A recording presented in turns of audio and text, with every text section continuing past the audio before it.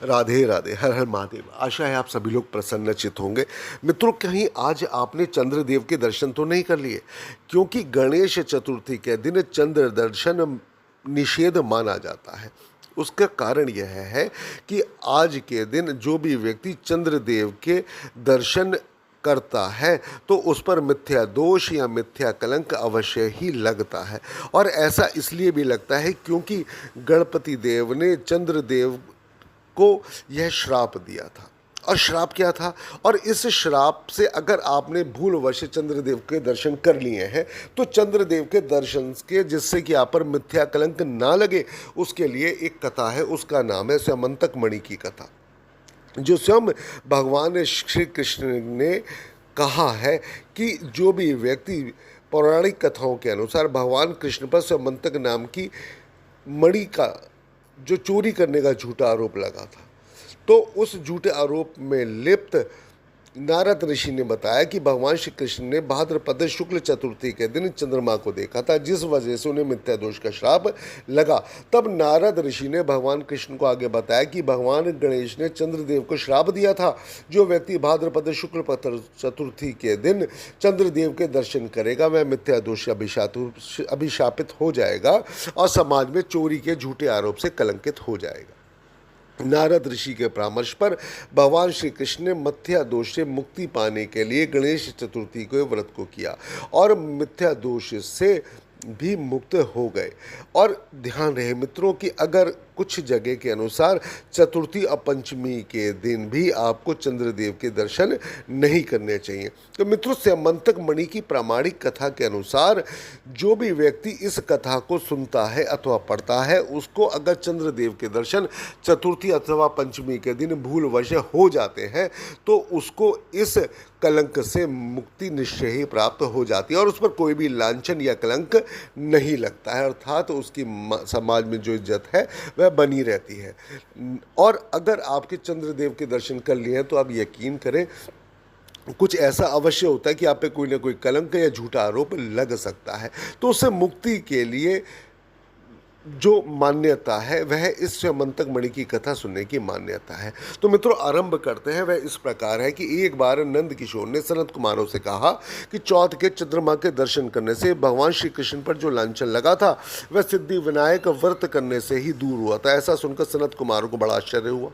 उन्होंने पूर्ण ब्रह्मा श्री कृष्ण को कलंक लगने की कथा पूछी तो नंद किशोर ने बताया, एक बार जरासंध के कारण श्री कृष्ण समुद्र के मध्य नगरी बसाकर रहने लगे। इसी नगरी का नाम आजकल द्वारिकापुरी है। द्वारकापुरी में निवास करने वाले सत्राजीत यादव ने सूर्य देव की आराधना की। तब भगवान सूर्य ने उसे नित्य 8 भार सोना देने वाले स्यमंतक नामक मणि अपने गले से उतार कर दे दी।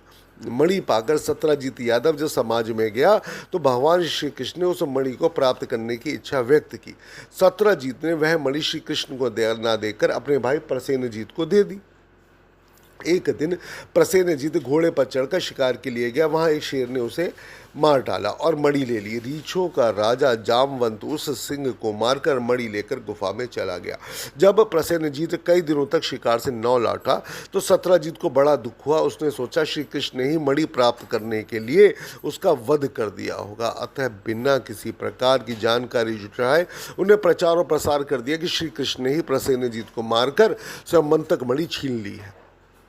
इस लोक निंदा के निवारण के लिए श्री कृष्ण बहुत सारे लोगों के साथ प्रसेनजीत को ढूंढने वन में गए। वहाँ पर प्रसेनजीत को शेर द्वारा मारना डालना और शेर को रीछ द्वारा मारने के चिन्ह उन्हें मिल गए। रीछ के पैरों की खोज करते करते वे जामवंत की गुफा पर पहुंचे और गुफा के भीतर चले गए। वहां पर उन्होंने देखा जामवंत की पुत्री उस मणि से खेल रही है। श्री कृष्ण को देखते ही जामवंत युद्ध के लिए तैयार हो गए। अब क्या था मित्रों, युद्ध छिड़ गया। इतना भयानक युद्ध हुआ कि गुफा के बाहर श्री कृष्ण के साथियों ने उनकी 7 दिनों तक प्रतीक्षा की। फिर वे लोग उन्हें मर गया जानकर पश्चाताप करते हुए द्वारकापुरी लौट गए। इधर 21 दिन तक लगातार युद्ध करने पर भी जामवंत श्री कृष्ण को पराजित ना कर सका। तब उसने सोचा कहीं यह अवतार तो नहीं जिसके लिए मुझे भगवान श्री रामचंद्र जी का वरदान मिला था। यह पुष्टि होने पर उसने कन्या का विवाह श्री कृष्ण के साथ कर दिया और मणि दहेज में दे दी। श्री कृष्ण जब मणि लेकर वापस आए तो सत्यजीत अपने किए पर बहुत लज्जित हुआ। इस लज्जा से मुक्त होने के लिए उसने अपनी पुत्री का विवाह भगवान श्री कृष्ण के साथ कर दिया। कुछ समय के पश्चात श्री कृष्ण किसी काम से इंद्रप्रस्थ चले गए। तब अर्कूर तथा ऋतु वर्मा की राय से शतधनवा यादव ने सत्यजीत को मारकर मणि अपने कब्जे में ले ली। सत्यजीत की मृत्यु का समाचार जब भगवान श्री कृष्ण को प्राप्त हुआ तो वह तत्काल द्वारका पहुंचे, शतधनवा को मारकर मणि छीनने को तैयार हो गए। इस कार्य में सहायता के लिए बलराम भी तैयार थे। यह जानकर शतधनवा ने मणि अर्कूर को दे दिया और स्वयं भाग निकला। श्री कृष्ण ने उसका पीछा करके उसके मार तो डाला, परंतु मणि उन्हें नहीं मिल पाई। बलराम जी भी वहां पहुंचे। भगवान श्री कृष्ण ने उन्हें बताया मणि इसके पास नहीं है। बलराम जी को विश्वास नहीं हुआ। वे अप्रसन्न होकर विदर्भ चले गए। श्री कृष्ण के द्वारका लौटने पर लोगों ने उनका भारी अपमान किया। तत्काल यह समाचार फैल गया कि स्वयंपतक मणि के लोभ में श्री कृष्ण ने अपने भाई को भी त्याग दिया। श्री कृष्ण इस अकारण प्राप्त अपमान के शोक में डूबे थे कि सहसा वहाँ नारद जी आ गए। उन्होंने श्री कृष्ण को बताया, आपने भाद्रपद शुक्ल चतुर्थी के चंद्रमा का दर्शन किया था, इस कारण आपको लांछित होना पड़ा है। श्री कृष्ण ने पूछा, चौथ के चंद्रमा को ऐसा क्या हो गया है जिसके कारण उसके दर्शन मात्र से मनुष्य कलंकित होता है। तब नारद जी बोले, एक बार ब्रह्मा जी ने चतुर्थी के दिन गणपति का व्रत किया। गणेश जी ने प्रकट होकर वर मांगने को कहा तो उन्होंने मांगा कि मुझे सृष्टि की रचना करने का मोह ना हो।